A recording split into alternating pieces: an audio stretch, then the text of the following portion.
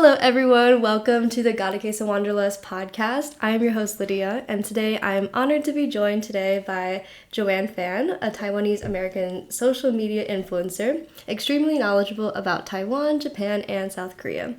Joanne is based in Taiwan, so I'm so grateful she took time out of her busy schedule to be with us today. So thank you so much for your time. Yeah, thanks for having me. Yes. So I always start the podcast off with one question, which is what sparked your wanderlust? What sparked it? Ooh, okay. So I'll just say, I guess my journey started maybe like in 2019, where I actually left high school early to do this like separate program. I'm born and raised in California, by the way. So we have this thing called like middle college, where I left high school to go to community college to do take college courses and high school. And because I left, um, I just wanted to like travel more, and then like there was a whole thing with COVID, blah blah blah. That story is really long, but basically I just had the opportunity to come to Asia and like spend time with family in Taiwan. So I did, and then I did a week trip to Korea by myself. When I was 17, and I was like, oh, this is kind of fun. And then I hopped back to Taiwan, and then I came back to the States, and then a couple months later came back to Taiwan, and was just like, okay, all my classes are online, and I might as well just like try living in Asia, take this opportunity, spend more time with like my grandma, since my mom's staying in the States working and stuff. And yeah, I feel like that's kind of what sparked it, I guess. Okay, so what most impressed me is just how young you are. Like, I'm 22, and it's not often that I find someone with as much global experience as you. You're currently 21, from what I read. No, well, actually, I haven't updated that page in a while, but I'm 22 now. I'm You're 22 now, 22. yeah. Okay, okay. Okay, Cool same age too. as me. Okay. So you've already lived in more countries than most people have in their entire life. So, first of all, what inspired you to move abroad after growing up in California? Mm. You know, I think because I really, like when I came during COVID, I really enjoyed the lifestyle out here in Asia. And I just thought everything is just a lot more convenient. It's also a lot more affordable. I feel like I can meet so many more people, even though I'm from the Bay, like, and I feel like the Bay Area and California has a lot of like, it's diverse. There's different people you can meet. I also went down to LA a lot, but I just felt like the community that you meet out here is so much more, like, way more diverse. You literally have people coming from all over the world, and like they're either here also working digitally, like digital nomads, also teachers or students studying abroad. So I'm also meet people of all different ages, and I just feel like it's a lot more safer, just way more events and things to do. So I was like, okay, financially it's smarter, and it just feels like such it was just a lot more different than what everyone else was doing. Like I don't have your typical tradition path of education. Um, like I I don't think a lot of people have done what I did with both community college, studying abroad, gap semesters, stuff like that, and then like taking online close classes during COVID. But I'm really grateful to be able to have all that opportunity to live out here and do that. So yeah. Yeah, it's incredible that you've had, again, these experiences so young, and I'm sure it's influenced your entire perspective, you know, For sure. than someone who's never left the country or who's never lived abroad. So I'm just curious, like, did you feel comfortable moving to Taiwan, to South Korea, because, like, you identify with that culture? Like, growing up, you kind of were surrounded by that language, by that culture. Right. I actually that's definitely something good to mention, because as like on the Taiwan or like the Asian American scale, right? I like one side is like very American, the other side is like Taiwanese. I definitely feel like I'm more leaning towards Taiwanese side. I actually had this conversation with my friend the other day. We were kind of just saying how we like, what is it, like an identity crisis. I do feel like I'm definitely still very American. Like when I'm on the streets, you can 100% tell I'm American by the way I dress or the way I talk and walk. But sometimes if I speak, like the longer I've been here, my Mandarin has gotten better, but I did grow up speaking it. So sometimes like taxi drivers are like, wait, where are you from? Like, what are you doing here? Like, why can you speak? And I was like, oh, I just grew up speaking at home. And I'm very grateful my mom continued that, because I definitely can tell a lot of people my age when they come here, they don't know anything. And I'm like, damn, like, I'm really glad I can speak it. Although I do feel like in Taiwan, it's not very difficult to get around without knowing Mandarin, because there's like English signs everywhere. I do definitely think it helps me connect with people better. And it's just a lot more fun to yap that way. But on the Korean side, surprisingly, a lot of people are surprised when I say this, but I actually don't know Korean that well. Like, I can understand it, and then I can communicate in like simple phrases and things, but I can't have a conversation. I just never force myself to study and get to like actually practice it, just because I felt like I didn't have to. So in my like 2 3 years of being in Korea on and off, I never really actually got to learning it. But I think that didn't stop me from living there. I just feel like I still got to know. I was hanging out a lot with a lot more like foreigners and stuff, so I think that's why I made it easier. But like culturally wise, it wasn't too far off from what I was introduced to or what I'm familiar with, so I didn't really feel too out of place. I think that definitely helps, you know. And being Asian, you know what I mean? In Hmm. Asia. Yeah. I mean, as valuable as it is to know the language of the country you're in, like I think it's awesome that you were able to get on without knowing Korean. Like I think that's great motivation to people who would like to live in Korea but have no idea like any Korean whatsoever, you know. Yeah. and and also I think it is amazing that you know Mandarin, because as a Chinese American growing up in the US, like I didn't need to know Mandarin, you know, it was never something I felt like was necessary until like I started growing up and realized that hey, like actually knowing the more languages is it's the Mhm. most beneficial skill I think anyone could have, and I definitely regret quitting my Mandarin lessons after 2 weeks. But I'm glad that Oh, you kept that part of your identity with you. And just like quickly, as far as logistics wise, you were able to move to Taiwan because you have family there, and South Korea because you were studying. Is that how legally you were able to stay? actually, I only studied in Korea these last couple months, but I first went to Korea in 2022, and I've been going back and forth just on a tourist visa. Like, I'm an American citizen, right? So I just use my passport, stamp in and out, and I can only be there up to 90 days. But because I traveled so much, I only hit the 90-day once. Like, usually I have a trip to Japan or I come back to Taiwan. And I did this. I have like, I counted the other day, I have like 13 to 15 stamps of like entering Korea. So like that's how many times I Wow. went in. So like I really just had like week trips or like month. I also had durations of like longer periods of like 6 months, 9 months, 3 months, stuff like that. But I would just like come in and out. Um, yeah. Logistics wise, it was just tourist visa. I didn't have any alien registration card, the ARC, until study abroad. So that was my first time. Like, I finally have a bank account. I have like a phone number. I blah blah blah. But Taiwan, I am a dual citizen here, so I have Taiwanese passport as well, and like family living here. So it definitely was a lot easier to come to Taiwan. Yeah. Ah, okay. Wow, that's so interesting that you could kind of get through those loopholes about staying legally in a country. That's super Mhm. valuable to know. um, Yeah. and then just like, what were some of the biggest initial challenges you faced when adjusting to your new life abroad? Mm, oh, I don't think I had that many challenges, because a lot of like, how do I say this? When I left high school, because a lot of people, their first thing is like friends, right? The people that they're around. But when I left, I stayed in contact with some people, and everything was always just through messages. Like occasionally I would hang out with some people in person, but I also didn't live in the city that I went to high school or middle school. So I didn't hang out with that many people, I would say. Like it wasn't like a, oh, let's walk, I'm gonna walk to your house. Like I wasn't like at a close distance. So growing up, I didn't consistently hang out with, I guess, like growing up, so I was very much at home or with family.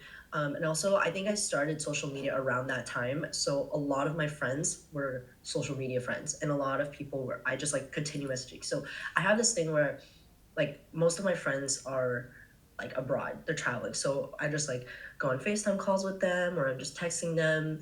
um, there's a lot of people to catch up with sometimes, and I'm like really bad at responding to people these days. But um like friends though in Taiwan, more so in Taiwan. Like I spent a lot of my time here, so I have a lot of local friends here, or just people who are also from other countries but live here now. And then same thing for Korea. But I would say I definitely made a lot more friends while studying abroad this time. Sorry, I think I'm going off topic. I do that a lot. But I don't think I really had that many troubles. I just feel like to give value to other people, I think um, friends wise, that's kind of something that was my experience.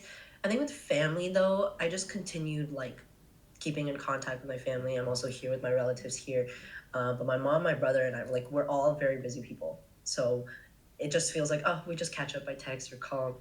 Um, yeah, food, grew up with Asian food. Wasn't it actually made it even easier because everything was more accessible and more affordable and just way more yummier. So yeah. Wow. So you feel like more comfortable then living in Taiwan and even South Korea than you did in United States. Yeah, actually, when I do go back, usually once a year, uh, it's nice to go back, but I'm like, I miss Asia. Like, I need to leave after like 1 month. I think the life here is just a lot more comfortable, in my opinion. I like the fast work pace, but then also being able to spend time with family and friends. There's just a lot more to offer for me here. So that's why I prefer to stay out here. Yeah. Wow. I mean, that's wonderful to hear because I think one of the main challenges people face when moving abroad is feeling like an outsider, feeling like they don't have community. But it sounds like that wasn't an issue for you. Like it was there wasn't like any moments where you felt like kind of alienated because I know South Korea specifically is a very like homogenous culture and Mm, there aren't as many well there are foreigners but for the most part when you walk around there are Koreans and it's very clear to mhm. tell like who is Korean and who is not. I do have to say though, I think uh okay, I have two like topics that just popped in my head. The first one is that I when I had like the black hair at the time, when I like first went to Korea, I got mistaken as Korean a couple times. I think mainly it's because um I don't know, I think Taiwanese people have like we don't really have a look. Sometimes like you could tell we're Chinese, but we're also not Chinese, like mainland Chinese.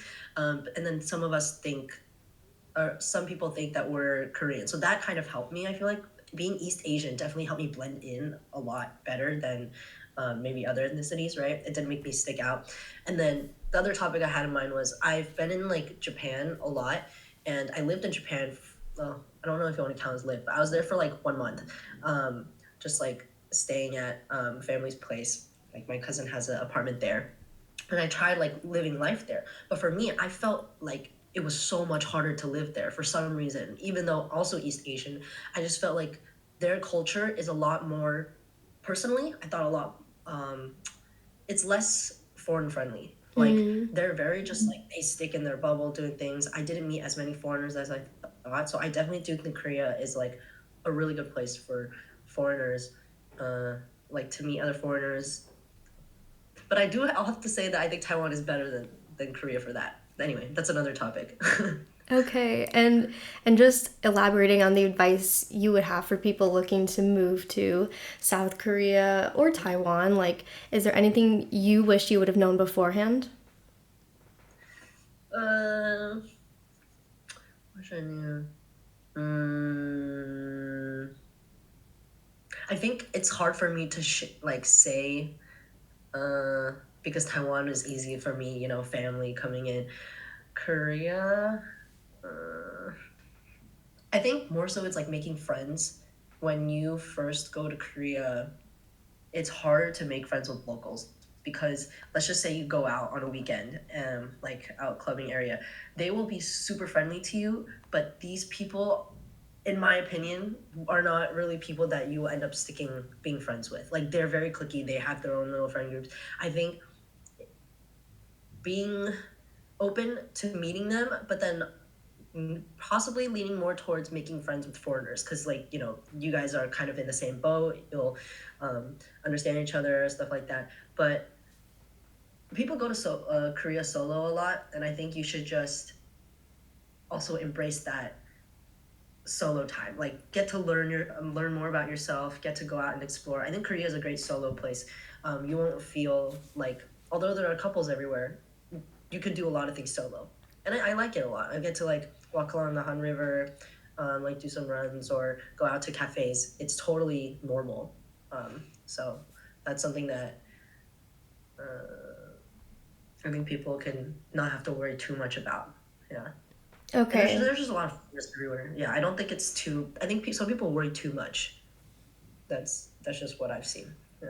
Yeah. Sorry, that was. No, thank you so much for sharing. I mean, actually, Seoul, South Korea was my first international solo trip, so I could verify that it Mm, is a good place to solo travel. I met very easily other foreigners because you do like tend to like instantly draw to each yeah. other just because like there's the locals and then there's foreigners, that there's just a clear divide. And it's so interesting that you say that Koreans are cliquish because I feel the same way about Spanish people living in Spain. But Mm, this is my first time living abroad, so I'm just fascinated by if this is just a universal feeling when you move abroad, like, oh, it's just hard to break into local circles, or if there are like more cultures more difficult to break into than others. I don't know.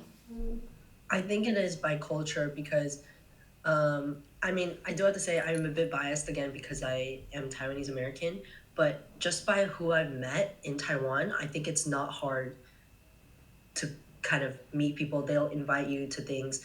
Um, but then Korea, definitely. Some people are way more open, right? They will be like, "Oh, come join us at this event," stuff like that. Um, oh, I think I don't want to say too much about this because I feel like it's based on everyone's experience. But from what I've seen, it is a little bit difficult in Korea, but it's not something to worry about. I feel like I never like dreaded on the fact. I enjoyed who I got to hang out with and who I got to know, and then yeah, I don't know. Okay, so if you had to choose, what's your favorite and least favorite part about living in Seoul? Oh man.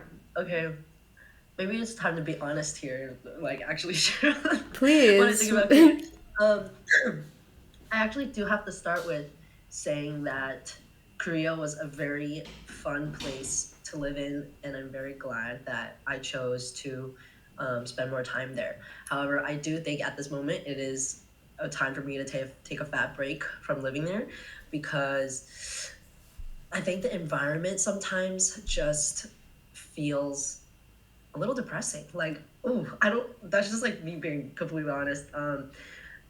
I think there isn't I feel like I've lost my soul spark, like literally soul spark.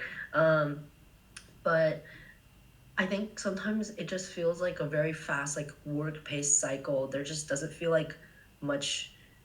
That well, okay, let me just leave it at that. Let me just leave that one at that. Let me say my favorite thing, or like a really good thing about living in Korea, I think was meeting different foreigners. Also, getting to know myself a lot more, just like having a lot more solo time, um, meeting different people, and then also getting to know myself more. I think that that place really just allowed me to go and explore, do a bunch of solo trips.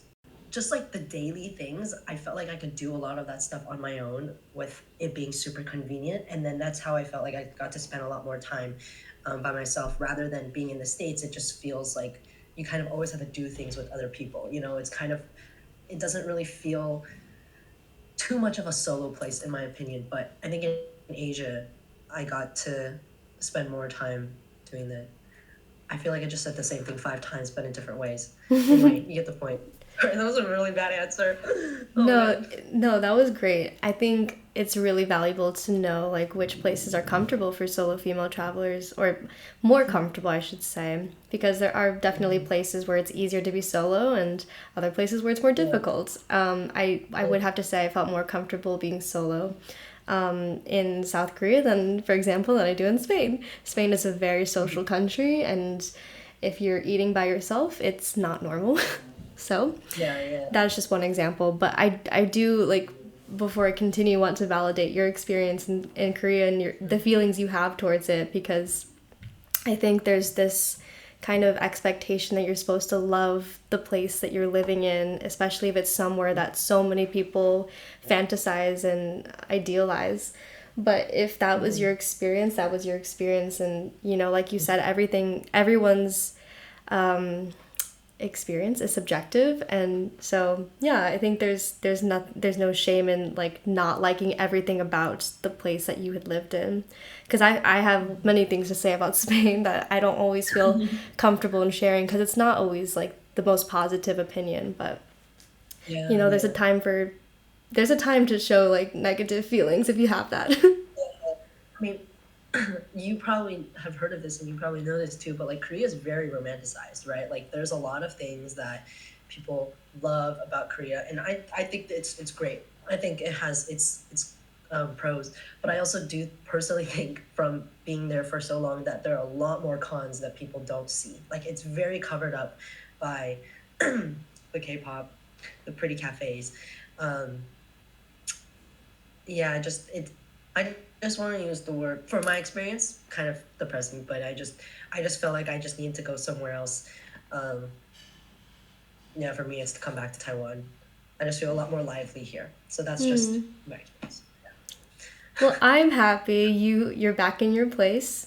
Um, and so, like, do you think your social media will continue to focus on your South Korean life, your travels there, or how does your social media grow with you? And can you just talk about kind of your whole Mm. influencer content creation processes and whatnot? Okay, so um, I have like multiple topics, right? I think my main topics are first of all travel. I have Taiwan, Japan, and Korea as my main three topics, just because I traveled these three places a lot. I actually have a tattoo of it. I know it's not gonna be in the podcast, but it's a compass with Oh, a globe. I love that. And thank you. Yeah, it's my favorite tattoo. But I love these three places so much, and I just want to like remember this like chapter of my life. Um, I do continue will continue to post travel stuff from these three spots because I still have a lot of footage from like many trips, and I will obviously be filming more. But it's also like my content's also very just like chill and about my life, just like random things that might happen. I also talk about my food allergies because I have 37 I don't know food allergies. I have a lot of That food is allergies, so I crazy. yeah. Well, actually, truthfully, the number is a very like it's like a random number. I picked 37 because it's my favorite, but basically, I actually have a tattoo of it. It's a heart, but if you see one way, it's a three, and then the other way, it's a seven. Oh, that is so creative. Cool. Thanks. Anyway, I'm allergic to all nuts and all seafood. So if you wanted to list every single one out there, it can like the number can go up and down. You know what I mean? I'm also allergic to a lot of other things, so that's why the number is so high. But anyway, I realized that people don't really talk about food allergies on social media. So I was like, okay, if I'm traveling to Japan, I'm allergic to seafood. Let me see what I can share to people what I eat when I'm at these places, right? These are like food recommendations. Um, and then I've also had some kind of uh, bad experiences in Korea recently. I ate nuts on accident, obviously, um, twice, and I went to the ER twice in December. So Oh my those are like god. experiences that I feel like I need to share with other people because I realize like once people get in the same situation, I mean, what the heck do you do, right? So I basically share things about my life along these topics. I also have eczema, so that's also another topic. And then when I was studying abroad, I still have footage that I never finished editing. So those are kind of things that I'm working on, and will continue to. So I'm grateful for the people that follow me for my different topics to be patient with me because it's really hard to juggle and hop around these three topics all the time. But yeah. Wow. Well, I absolutely love that you're promoting something that is not talked about enough. Like that's a real struggle. Like not even a struggle, Yes. but like potentially life threatening. And I can't imagine how Yeah. difficult it must have been in countries where I think food allergies is not as like Mm. common like as it is in the United States, you know, like For I feel sure. like things aren't as labeled as much, there's less dialogue, like less Mm-hmm. awareness. So Mm-hmm. yeah, that And must the have been language barrier. It's yeah, can't imagine. yeah. I have to quickly shout out another travel podcast I listen to. It's called the Curious Tourism Podcast, which I highly recommend. But Mm-hmm. Aaron, the host, talks about her experiences in South Korea as like the worst Hmm. travel experiences because of her food Oh, allergies, and she said it's the worst yeah. country to have food allergies in. Mm. Yeah, I mean, one of the ER visits was because I ate this like pastry. Oh my God, I swear to God, pastry shops or like bakeries are my worst enemy in Korea. They will say there's no nuts, but like this snack, I know it doesn't have nuts. I never had this specific one before, but it was like just like like gingerbread cookies, how they have like it's literally like that consistency or like I don't know. It's just one of those like crackers. I don't know if there's almond powder or something in it, but there were no labels. We asked, they said there was nothing. I ate it instantly. I felt like I had one of my like almond. They could have used almond powder or something, but I had one of my most severe reactions. I took my pills that I normally do, didn't work, so that's why I had to go to the ER.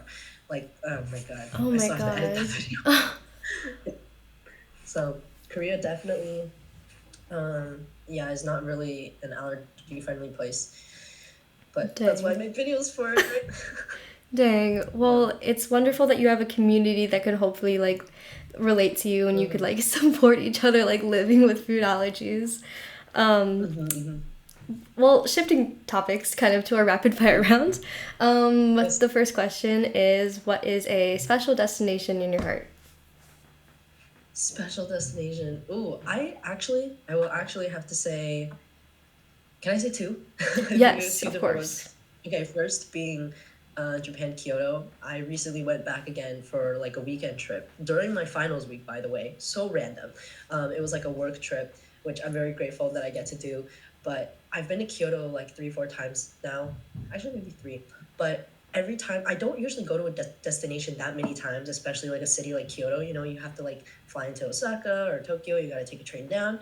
But every single time I've gone, I'm starting to run out of things to do, but I've been redoing the things and I really just get to enjoy it and like see the beauty of the city rather than have to film every single time, right? So that I feel like is a very memorable spot in my head.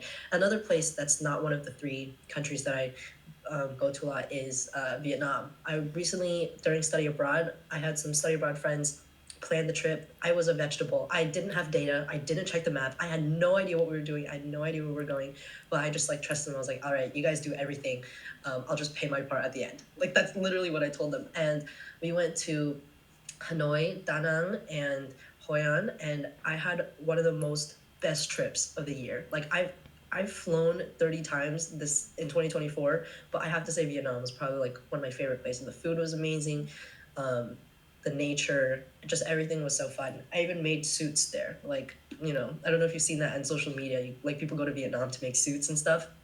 So that was super, super fun. I really hope to expand more of my travels posting, as in posting, this upcoming year, just because I feel like a lot of people follow me for my main destinations, but I definitely want to share more. So, yeah, long Yeah. answer. Well, I think that you definitely have the platform to expand your reach to other Asian countries. I'm definitely interested in that, so hopefully you Okay, do. okay, sure. And then secondly, what is a memorable meal you've had during your travels? Oh, memorable meal. Oh, this is hard. Um, I'll just say I'll just pick somewhere in Korea, I guess. Honestly, eating Korean barbecue like every week. I don't know, Oh like my my god, friends, like yes. again during studying abroad, but everyone's like, okay, what do you guys want to eat? And just like Korean barbecue. Like we always go to the same spot. I don't know the name of it, the chain, but there's just one spot that I've been to maybe like I don't know, 15 times. It's an all-you-can-eat Korean barbecue place, and it's just my favorite. So we just go there. Um, yeah, they have this really good marinated meat. I Yeah. will have to agree that Korean barbecue is my favorite meal when I went to Seoul. Yeah. It hits Yeah, different there. sometimes the pork belly gets too much because it's very like oily and fatty. But then the other meats I think are great. But I've had a lot of friends fly into Korea, always just bring them there. So I think definitely that chain or that place is like a memorable one for me. Okay. And then lastly, what is a destination that you're excited to go to? Dream destination. Mm. This year, actually, I plan to visit Slovenia. This is so random. Like I already have a lot of travel plans for this year, and when I tell my friends Slovenia, they're like, "What the heck? Like that's such a random place. You like never expect that, right?" But I love nature. I don't know if I look like a nature person, but I absolutely love mountains, and I just really want to see what nature's like over there. But funny enough, I'm going there because these two girls that I met at a hostel in Korea in the summertime. And they're from Slovenia, and they were like, "Come visit," and I was like, "Okay, bet. Like, I'll see you next year." So, yeah, we're making that trip happen. Wow, just from a hostel connection. Yeah, I they were really love fun. that. I'm even like in a trip to Busan with them, and I was like, "Okay, I can travel with these girls. I will go visit them." Oh my gosh, that is amazing. Well, with that, Mhm. thank you so much for your time today. It was so lovely to speak with you about all the topics, and I'm excited for what's next for you, Joanne. Thank you so much. Yeah, I'm gonna keep in touch and see your travels as well. See what it's like out there in Spain. I'm actually planning on visiting Spain, Madrid as well, and Barcelona in I think in the summer. So maybe if you're Ooh. still there, we can link up. Okay, for sure, for sure.